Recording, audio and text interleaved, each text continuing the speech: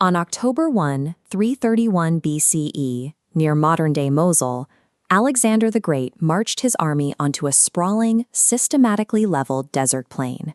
He was severely outnumbered by a Persian force prepared specifically to crush him with chariots. King Darius III anticipated a nighttime assault. To prevent a surprise attack in the dark, he ordered his six-figure army to stand rigid in heavy battle armor throughout the night. Alexander refused to engage. As the vast Persian host stood paralyzed in the pitch-black darkness, the 25-year-old Macedonian king slept peacefully in his tent.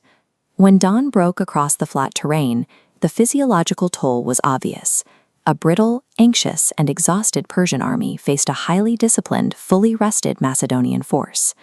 Alexander utilized the promise of an attack to strip the enemy of their energy, creating a tactical advantage before a single sword was drawn.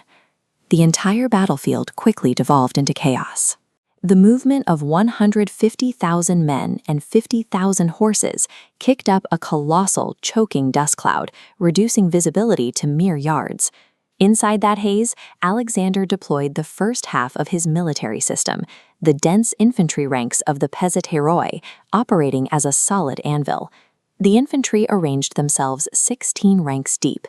Each soldier leveled an 18-foot pike called a sarissa, locking together to create an impenetrable wooden wall.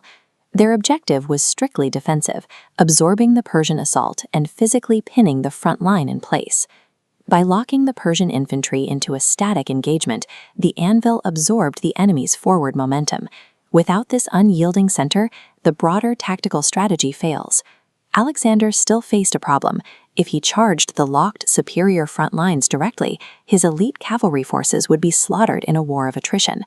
Instead of pushing straight ahead, Alexander led his cavalry in an oblique march, drifting diagonally.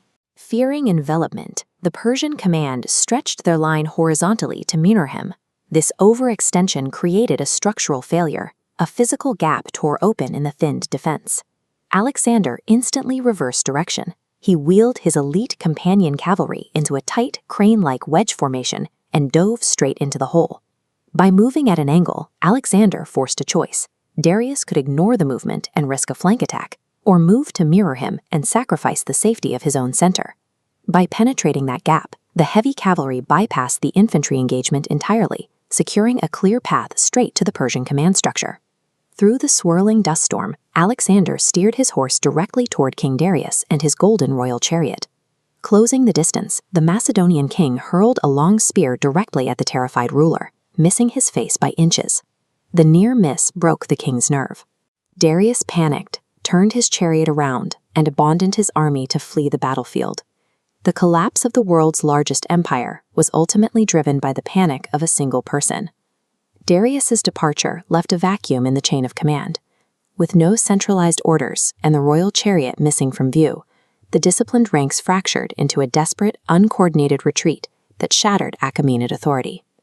The behavior of Darius stood in stark contrast to the conviction of his own mother, Sisygambis, who had been captured by Alexander 2 years prior, and held deep respect for his resolve.